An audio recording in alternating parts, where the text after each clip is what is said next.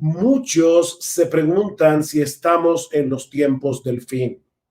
Y la verdad es que hay un sentido en que debemos responder que sí, porque desde que el Espíritu Santo vino en Pentecostés, nosotros hemos entrado en la última etapa de la historia de la redención. Es por eso que en el Nuevo Testamento se nos enseña claramente que nosotros ya estamos en los tiempos del fin o ya estamos en los últimos tiempos. Eso lo vemos en Hechos capítulo 2, versículo 17, lo vemos en 1 Corintios capítulo 10, versículo 11, en 2 Timoteo capítulo 3, versículo 1 y en 1 Juan capítulo 2, versículo 18, donde el apóstol Juan nos dice claramente, hijitos, ya es el último tiempo. Ahora bien, yo sé que lo que muchos quieren saber es si nos estamos acercando al fin del mundo.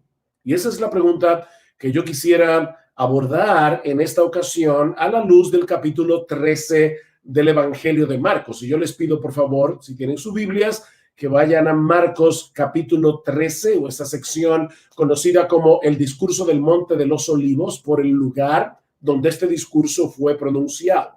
Ahora, debo decir de antemano que este es uno de los pasajes más complejos y más controversiales de todo el Nuevo Testamento, porque en él se entremezclan profecías que tienen que ver con una diversidad de eventos y no todos están de acuerdo en la interpretación de cada una de las porciones de este capítulo, es decir, de cuál de los eventos es que Cristo está hablando en cada porción del pasaje.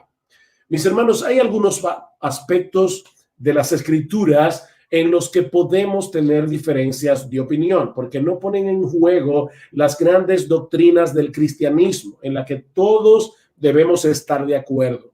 Así que en esto podemos tener diferencias. Por otra parte, y como espero mostrar en un momento, aunque este es un pasaje profético, es más que evidente que la intención del Señor con este discurso no era satisfacer nuestra curiosidad por el futuro, sino más bien prepararnos para serle fieles a Él en el presente. Y ustedes van a ver cómo eso es extremadamente importante. En otras palabras, este es un pasaje eminentemente pastoral, en el que Jesús instruye y anima a sus discípulos a perseverar hasta el fin, aún en medio de las dificultades que nosotros vamos a tener que enfrentar en este mundo caído. De ahí las continuas advertencias que nosotros encontramos en este capítulo.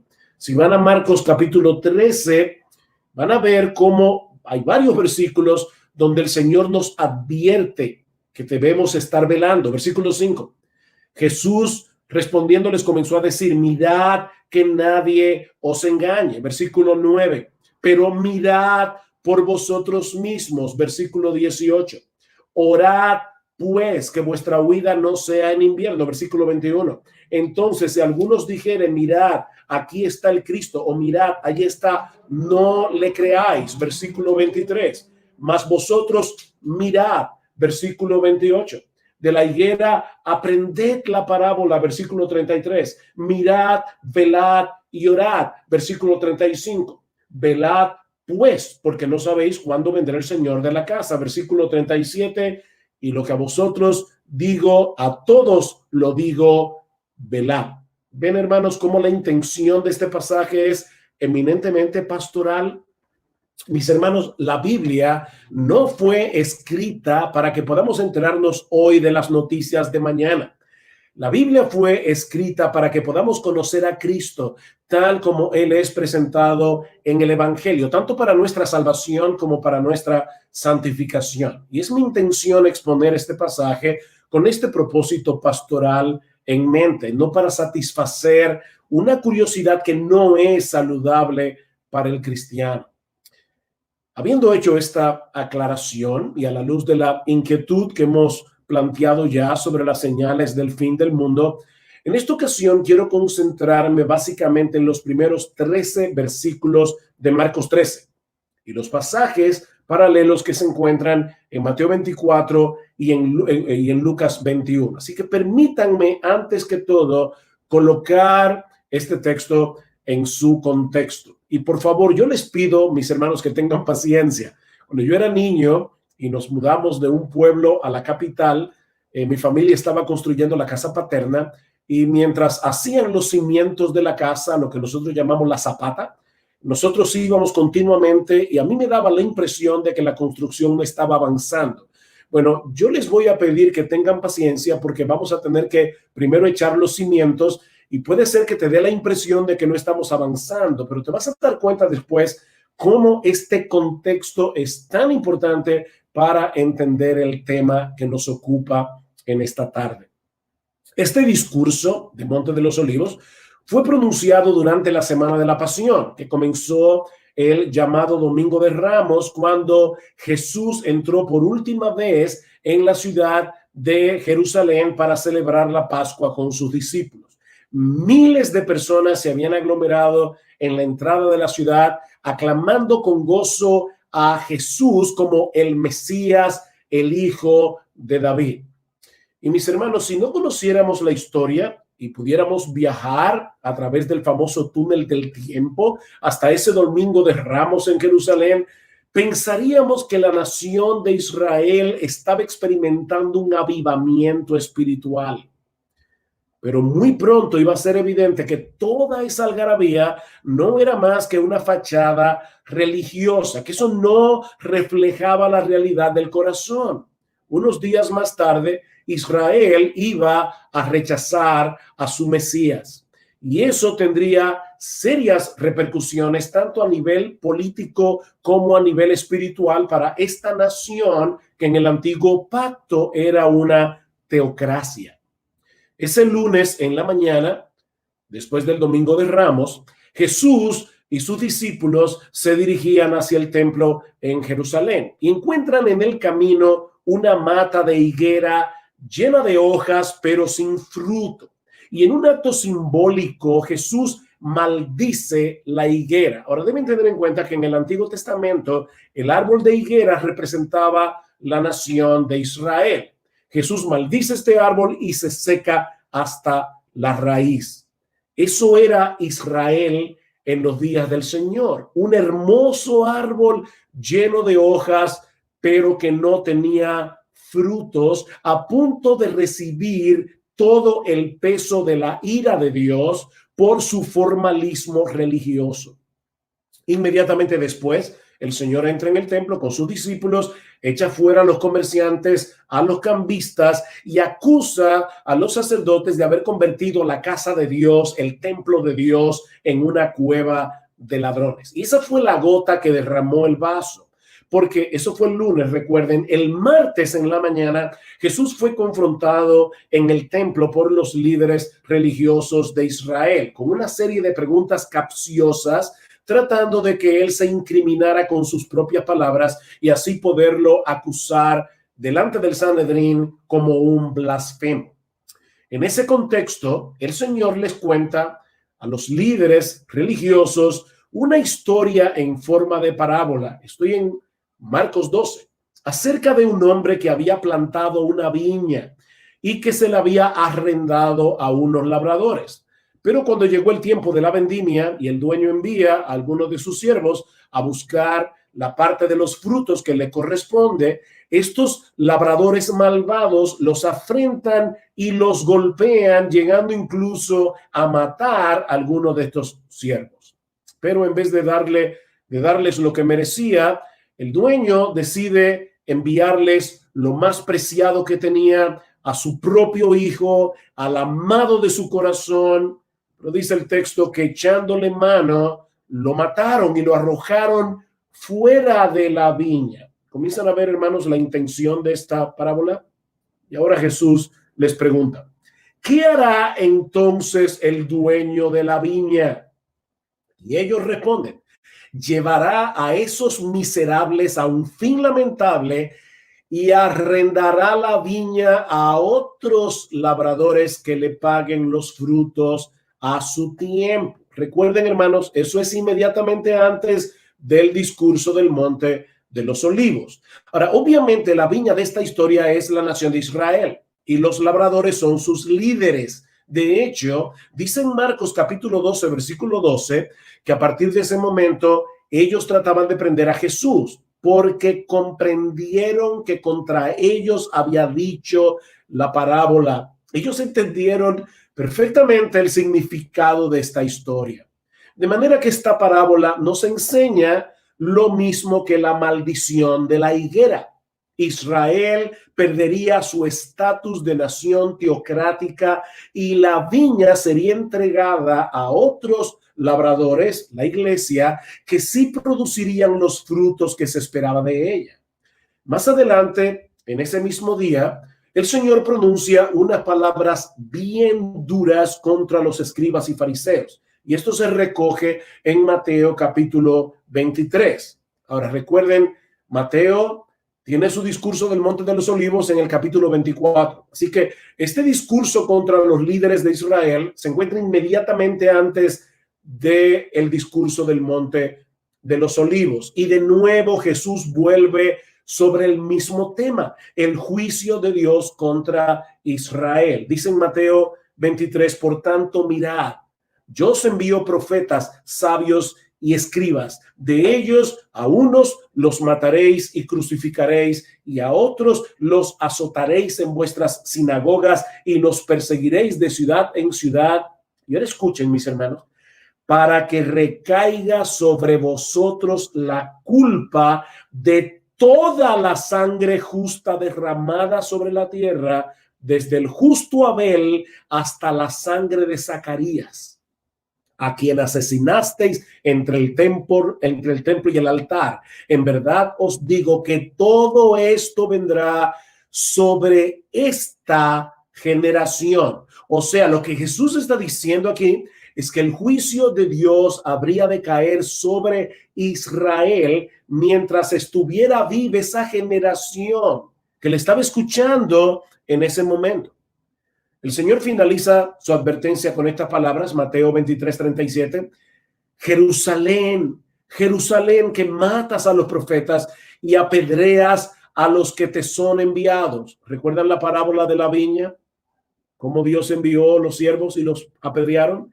¿Cuántas veces quise juntar a tus hijos como la gallina junta sus polluelos debajo de sus alas y no quisiste? He aquí, vuestra casa os es dejada desierta, porque os digo que desde ahora no me veréis hasta que digáis bendito el que viene en el nombre del Señor. Ahora, yo no sé si se dieron cuenta de este detalle. Aunque Jerusalén era la ciudad de Dios y el templo de Salomón era la casa de Dios, ahora Cristo le llama vuestra casa os es dejada desierta. Mis hermanos, cuando Jesús salió del templo ese martes, fue para no regresar a ese lugar nunca más. De manera que en ese momento el templo dejó de ser la casa de Dios para convertirse en un edificio más. Porque, mis hermanos, ¿qué es lo que hace al templo la casa de Dios? Que la gloria de Dios esté allí. ¿Y quién es la gloria de Dios encarnada? Nuestro Señor Jesucristo. De hecho, ¿no tiene algo interesante en Marcos capítulo 3, en el versículo 4? Jesús sale del templo, dice aquí, y se va con sus discípulos al monte de los olivos. Dice el versículo 4, y se sentó en el monte, versículo 3, y se sentó en el monte de los olivos frente al templo. Yo no creo que eso haya sido por casualidad o porque ese era el monte que quedaba más cerca. En los capítulos 10 y 11 del libro de Ezequiel, y yo les dije que tuvieran paciencia, que estamos haciendo verdad los cimientos de la casa. En los capítulos 10 y 11 del libro de Ezequiel, el profeta ve en una visión cómo la gloria de Dios abandona el templo por causa de la apostasía del pueblo. Y esta es una forma simbólica de expresar el castigo de Dios sobre la nación. Un castigo que se manifestó cuando los babilonios destruyeron la ciudad y el templo en el año 587 antes de Cristo. Pero hay un detalle sorprendente en esta profecía del libro de Ezequiel. Dice en el versículo 23 del capítulo 11 que la gloria del Señor se elevó en medio de la ciudad y se detuvo sobre el monte que está al oriente, es decir, el monte de los olivos, como vemos claramente en Zacarías capítulo 14, versículo 4. La gloria de Dios dejó el templo antes de ser destruido por los babilonios, y eso es exactamente lo que está sucediendo aquí. La gloria de Dios encarnada, ese verbo que se hizo carne, del quien dice Juan en Juan 1:14, y vimos su gloria, gloria como del unigénito del Padre, lleno de gracia y de verdad. Esa gloria encarnada estaba abandonando el templo para ir a sentarse en el monte de los olivos. Esa casa fue dejada desierta, como profetizó Jesús, porque la gloria de Dios, que era él mismo, ya no regresaría al templo nunca más. Un templo sin gloria es un edificio como cualquier otro. Mis hermanos, eso es lo que está en el trasfondo del discurso del Monte de los Olivos. Ese es el contexto. Y eso nos lleva ahora al segundo encabezado de este mensaje, es la profecía de Jesús sobre la destrucción del templo. Recuerden, Jesús les dice, vuestra casa os es dejada desierta, esta casa va a ser destruida. Tal parece que estas palabras de Jesús habían dejado en shock a los discípulos. ¿Cómo era posible que el templo, la casa de Dios, fuera destruida? Vean el versículo 1 de Marcos 13. Saliendo Jesús del templo, le dijo uno de sus discípulos, Maestro, mira qué piedras y qué edificios. Como diciendo, ¿y de verdad el templo será destruido? Mis hermanos, para que ustedes tengan una idea de lo que esa profecía implicó cuando Jesús la pronunció, y eso de paso es una de esas pruebas incidentales de la veracidad de las Escrituras. Este templo había comenzado a ser remodelado por Herodes el Grande a partir del año 19 antes de Cristo. Herodes era famoso no solo por su crueldad, sino también por sus proyectos de construcción. Pero ninguna de sus obras se compara con el templo de Jerusalén. Para que ustedes tengan una idea, todo el complejo del templo cubría 35 acres de terreno, es decir, el equivalente a unas 12 canchas de fútbol. Y se calcula que algunas de las piedras que se emplearon para su construcción pesaban 1.000.000 de libras. Algunas de las columnas que soportaban el pórtico eran tan anchas que apenas podían ser abarcadas por 3 hombres tocándose por las puntas de los dedos. De manera que para los judíos era impensable que un edificio de esa magnitud pudiera ser destruido, aparte de que era la casa de Dios. Pero la destrucción predicha por Jesús sería de tal magnitud que el templo iba a ser arrasado desde sus cimientos. Versículo 2. Jesús respondiendo le dijo, ¿ves estos grandes edificios? No quedará piedra sobre piedra que no sea derribada. No quedará piedra sobre piedra. Este iba a ser el clímax de la ira de Dios sobre esta nación por haber desechado a su Mesías, y es lo que se describe en los versículos 14 al 23 de Marcos 13. En mi postura es que los versículos 14 al 23 de Marcos 13 no predicen los días antes de la segunda venida, sino la destrucción de Jerusalén y del templo. El pasaje paralelo de Lucas 21 no deja lugar a dudas con respecto a esto. Dice Lucas, pero cuando veáis a Jerusalén rodeada de ejércitos, ese es el pasaje paralelo de esta porción de Marcos. Cuando veáis a Jerusalén rodeada de ejércitos, sabed entonces que su desolación está cerca. Entonces, los que estén en Judea, huyan a los montes. El Señor no puede haber estado hablando de los eventos que habrían de suceder inmediatamente antes de su segunda venida, porque más adelante, en Lucas 21:24, Él dice a los judíos, caerán a filo de espada y serán llevados cautivos a todas las naciones. Ven, eso fue lo que sucedió en el primer siglo. Y Jerusalén será hollada por los gentiles hasta que los tiempos de los gentiles se cumplan. Eso ocurrió en el siglo primero y era algo que varios de los discípulos que estaban allí escuchando el discurso iban a experimentar. Es por eso que en el versículo 23 de Marcos 13, el Señor les dice: mas vosotros mirad, ustedes que me están oyendo, miren, porque os lo he dicho todo antes de que ocurra.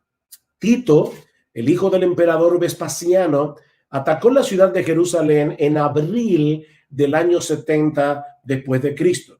Pero la ciudad resistió por un tiempo hasta que finalmente el 24 de julio los romanos capturaron la fortaleza Antonia. El 24 de agosto quemaron las puertas del templo y 2 días después le prendieron fuego al santuario.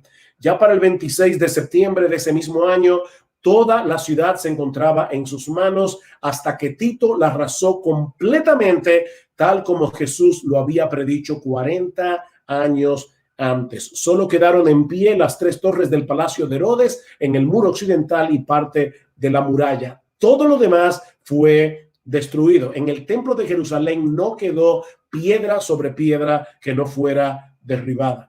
De acuerdo al historiador Flavio Josefo, más de 1 millón de personas murieron durante el asedio, aparte de los 97,000 judíos que fueron capturados y vendidos como esclavos. Mis hermanos, esto fue una masacre total. Es por eso que Cristo va a decir en esa porción de Marcos que esa sería la tribulación más grande que la nación de Israel ha sufrido como teocracia, ni sufrirá jamás. Por esto, mis hermanos, es que era tan difícil de imaginar para los judíos, para los discípulos, que esto iba a suceder a menos que estuviera llegando el fin del mundo. Y es por eso que los discípulos conectaron la caída de Jerusalén y del templo con el fin del mundo o el fin del siglo. De ahí la pregunta del versículo 4. Vean una vez más, versículo 3 y 4.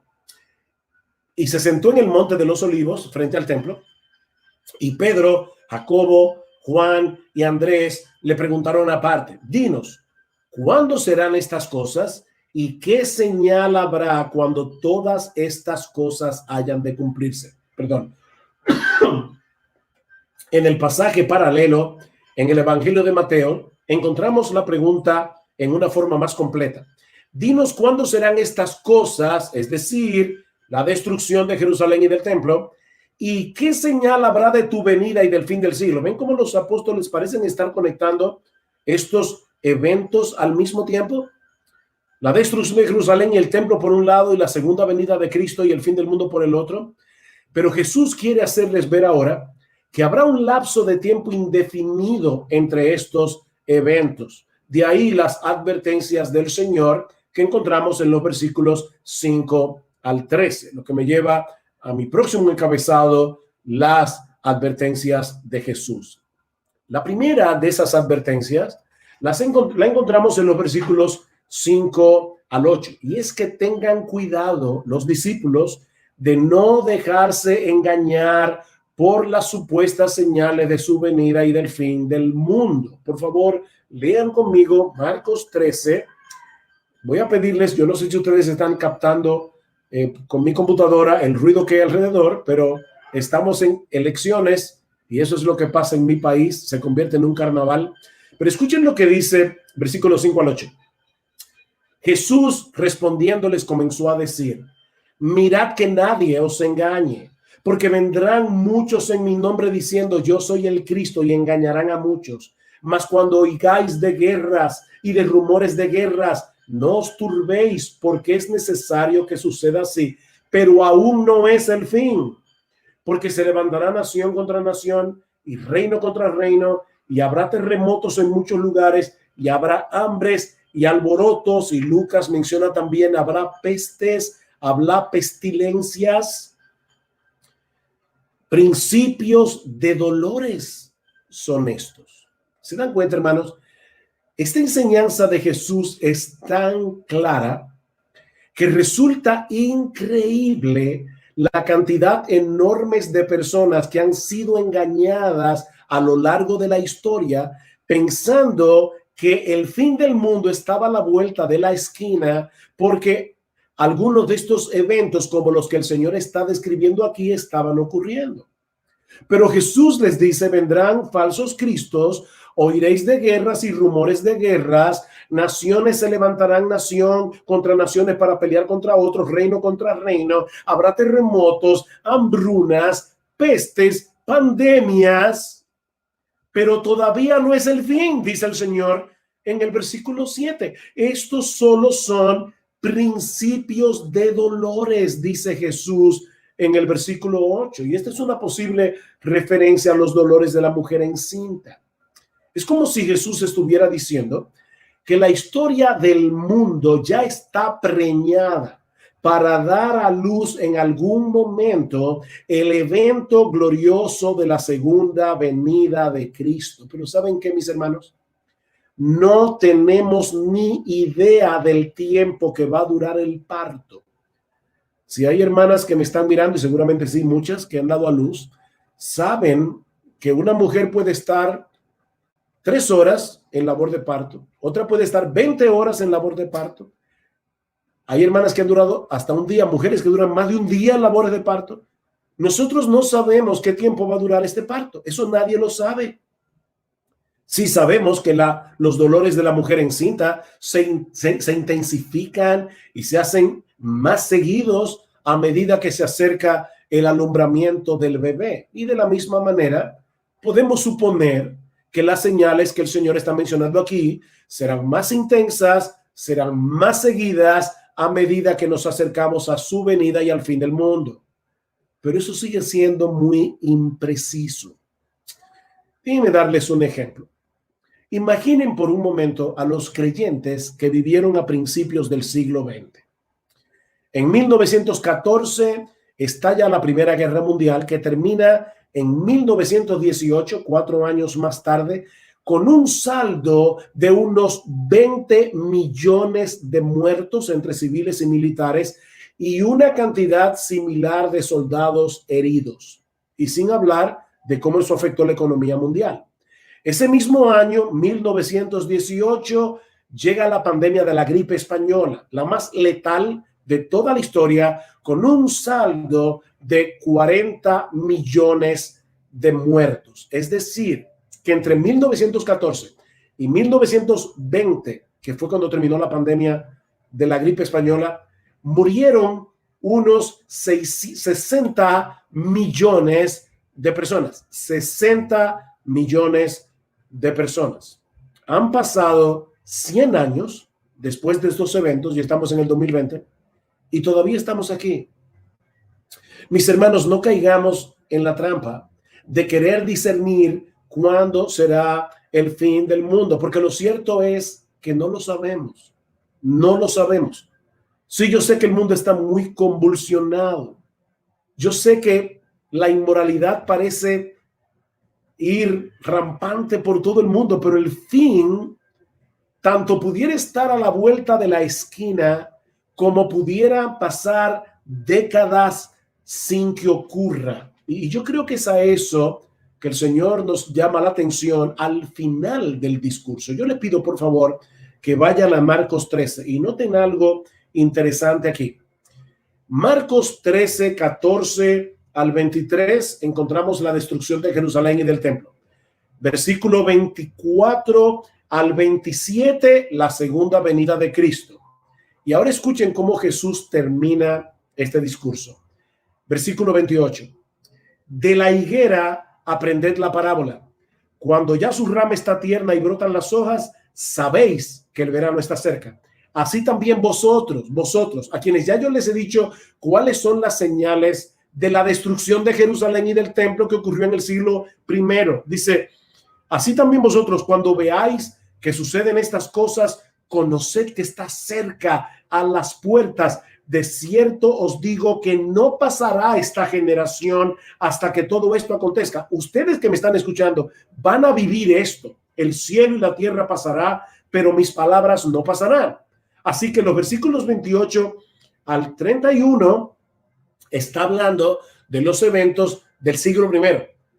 Y ahora noten el versículo 32. Pero de aquel día de la segunda venida y de la hora nadie sabe, ni aun los ángeles que están en el cielo, ni el Hijo, sino el Padre. Mirad, velad y orad, porque no sabéis cuándo será el tiempo. Ustedes se dan cuenta de la destrucción de Jerusalén. Ustedes iban a ver cosas muy claras.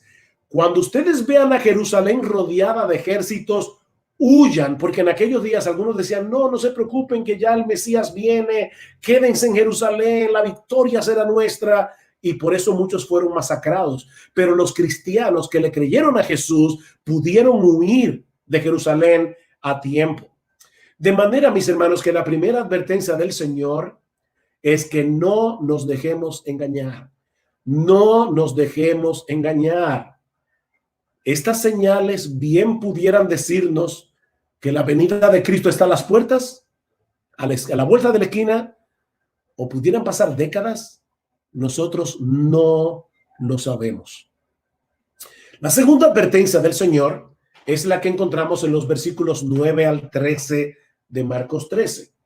Versículo 9 al 13. Pero mirad por vosotros mismos, porque os entregarán a los concilios y en las sinagogas os azotarán y delante de gobernadores y de reyes os llevarán por causa de mí para testimonio a ellos. Y es necesario que el evangelio sea predicado antes a todas las naciones, pero cuando os trajeren para entregaros, no os preocupéis por lo que habéis de decir, ni lo penséis, sino lo que os fuere dado en aquella hora, eso hablad, porque no sois vosotros los que habláis, sino el Espíritu Santo.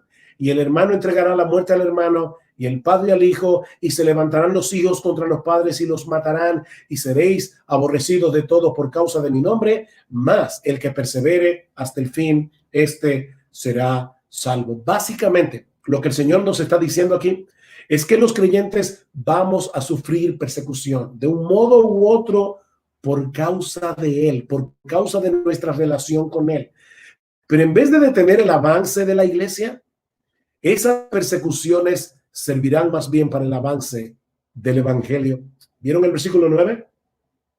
Mirad, versículo 9, por vosotros mismos, porque os entregarán a los concilios en las sinagogas, delante de los gobernadores y reyes os llevarán por causa de mí. ¿Para qué? Para testimonio a ellos. Y eso lo vemos claramente en el libro de los Hechos. A los apóstoles dando testimonio del evangelio delante de las autoridades judías y romanas, cada vez que fueron llamados a comparecer ante las sinagogas y los tribunales por causa del Señor Jesucristo. Versículo 10. Y es necesario que el evangelio sea predicado antes a todas las naciones. Mis hermanos, ese es otro indicativo de que la segunda venida de Cristo no habría de suceder inmediatamente después de la destrucción de Jerusalén y del templo. Y es el hecho de que el evangelio debía ser predicado antes a todas las naciones. Y el evangelio de Mateo añade, y entonces vendrá el fin. ¿Ven?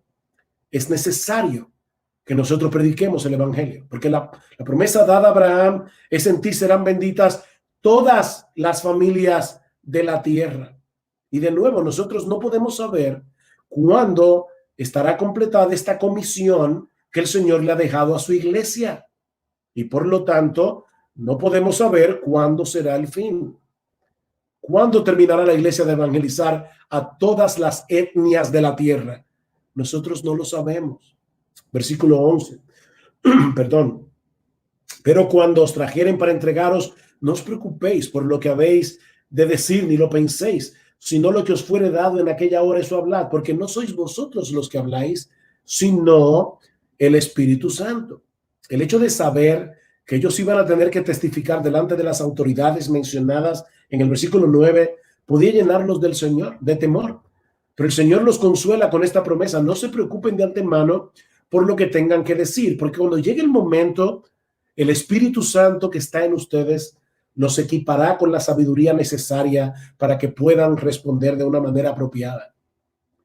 Y aunque estas palabras se cumplieron de manera primaria en la vida de los apóstoles, hay un sentido secundario en que podemos aplicar esta promesa a todos los creyentes, porque a partir de Pentecostés el Espíritu de Dios mora en nosotros y nos capacita para poder hablar del evangelio. Aún en los contextos y circunstancias más difíciles. Versículo 12. Y el hermano entregará la muerte al hermano, y el padre al hijo, y se levantarán los hijos contra los padres y los matarán. No es nada fácil experimentar persecución de parte del gobierno, pero esta persecución vendrá del seno de nuestra propia familia, y eso es mucho más difícil de soportar, es mucho más doloroso. Pero mis hermanos, es lo que muchos creyentes han tenido que sufrir a lo largo de la historia y seguiremos sufriendo. Noten que Jesús no está hablando aquí de un simple rechazo de parte de los miembros de nuestra familia que no son creyentes. Es mucho más que eso. El aborrecimiento del mundo hacia él y hacia los suyos es tan profundo que el hermano entregará la muerte al hermano, el padre al hijo, se levantarán los hijos contra los padres y los matarán. Siempre se ha dicho, ¿verdad?, que la sangre pesa más que el agua, refiriéndose a la inclinación natural que sentimos hacia los miembros de nuestra propia familia, sobre todo los más inmediatos, los hijos, los padres. Pero Jesús nos está advirtiendo aquí que el aborrecimiento que el mundo siente hacia él puede llegar a quebrantar esos lazos de amor y convertirlos en rechazo y aborrecimiento. Versículo 13. Y seréis aborrecidos de todos por causa de mi nombre. Cristo representa todo lo que el hombre incrédulo aborrece. Y todos los que somos de él llevamos esa estigma con nosotros. Vamos detrás de un Salvador que fue crucificado en una cruz y no podemos esperar que el mundo nos trate mejor de cómo lo trató a él. Más, el que persevere hasta el fin, ese será salvo. Y la enseñanza de este texto no es que un verdadero creyente puede perder su salvación si no persevera hasta el fin, sino que los verdaderos creyentes son aquellos que perseveran, aún en medio de las persecuciones y circunstancias más difíciles de la vida. Nosotros somos más que vencedores por medio de aquel que nos amó. Mis hermanos, las persecuciones purifican la iglesia porque sirven para separar a los verdaderos creyentes de los que no lo son. Cristo dice en la parábola del sembrador, en Lucas capítulo 8, versículo 13, que hay algunos que parecen que creen por algún tiempo, pero en medio de las pruebas se apartan. Ser cristiano nunca ha sido fácil y nunca lo será. Pero mis hermanos, no hay razón para sentirnos intimidados por el mundo, porque estamos del lado de aquel que venció la muerte en la cruz del Calvario, independientemente de lo que el mundo piense de los cristianos. Es un gran privilegio seguir y servir a ese rey que por amor a nosotros se hizo siervo para dar su vida en rescate por muchos, como dice en Marcos 10:45. Mis hermanos, recuerden que ese que murió en debilidad ahora reina con poder en la presencia del Padre, sobre todo principado y autoridad y poder y señorío, dice Pablo en Efesios 1:21. Él es el soberano de los reyes de la tierra, dice en Apocalipsis, capítulo 1, versículo 5. En estos días, con este tema del coronavirus, de la pandemia, hay muchas teorías de conspiración. Si este virus fue creado en un laboratorio, si hay personas que están tratando de reducir la tasa de mortalidad, y puede ser como puede que no lo sea. Pero ¿saben qué, mis hermanos? Nosotros no estamos en las manos de un grupo de científicos locos. Nosotros estamos en las manos de Dios. Nuestro Dios reina. Jesús es el rey soberano de los reyes de la tierra. Si hay algo que aprendemos de este pasaje, es que este mundo no se está moviendo a tontas y a locas. Nuestro Dios está llevando a cabo el plan de redención que decretó desde antes de la fundación del mundo y que gira en torno a la persona y a la obra de nuestro Señor Jesucristo. ¿Y saben qué? Nada ni nadie podrá impedir que Él haga lo que Él se ha propuesto hacer. Nada ni nadie. Jesús anunció de antemano su muerte y su resurrección. Anunció de antemano la destrucción de Jerusalén y del templo en un lapso de tiempo de 40 años. Anunció que los judíos serían esparcidos por todo el planeta por causa del pecado. Anunció que él edificaría su iglesia y que las puertas del Hades no prevalecerán contra ella. Anunció que su evangelio sería predicado a todas las naciones. Y también anunció que él regresará por segunda vez desde los cielos cuando todo se haya cumplido. Él es Rey de Reyes Él es Señor de señores y algún día todos aquellos que se han rendido ante su soberanía y han venido delante de Él en arrepentimiento y fe, reinaremos juntamente con Él. De manera, mis hermanos, que en vez de estar especulando sobre la llegada del fin del mundo, nosotros debemos continuar llevando a cabo la gran comisión que Cristo nos encargó. Debemos seguir predicando el evangelio a los perdidos. Debemos continuar discipulando a los creyentes para que seamos cada vez más semejantes a nuestro bendito Señor y Salvador Jesucristo.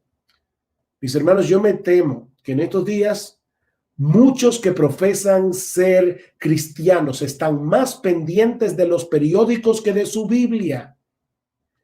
O están más interesados en estas teorías de conspiración que en su propia santificación, en mortificar sus pecados, en crecer en gracia y en el conocimiento de nuestro Señor Jesucristo. Sí debemos vivir a la espera de la segunda venida, porque esa esperanza purifica al creyente, dice Juan en el capítulo 3 de su primera carta. Pero mis hermanos, mientras tanto, debemos mantenernos en pie de guerra, porque no tenemos la menor idea de cuándo será la segunda venida. No tenemos la menor idea de cuándo será el fin del mundo. Así que mientras tanto, mi hermano, mantente velando, mantente en pie de guerra, corriendo la carrera con los ojos puestos en Jesús. Escucha cómo el Señor concluye este discurso del Monte de los Olivos, con el que ahora yo también concluyo esta exposición. Versículo 35 de Marcos 13. Velad pues, porque no sabéis cuándo vendrá el Señor de la casa. No lo sabéis. Si al anochecer o a la medianoche o al canto del gallo o a la mañana, para que cuando venga de repente no os halle durmiendo. Y lo que a vosotros digo, a todos lo digo. Velad. Velad. Mantente corriendo, mi hermano. Mantente predicando el evangelio. Mantente discipulando hasta que el Señor regrese en gloria o hasta que Él te llame a su gloria. Quiere el Señor bendecir a su pueblo en todos los lugares donde estuvimos transmitiendo esta conferencia. Vamos a orar. Padre, queremos darte muchas gracias por darnos esta hermosa oportunidad de compartir una vez más tu palabra, que esperamos haya sido de bendición y edificación para tus hijos en todos los lugares de América Latina. Sé con nosotros ahora, Padre bueno, porque te lo imploramos en el precioso nombre de Jesús. Amén y amén.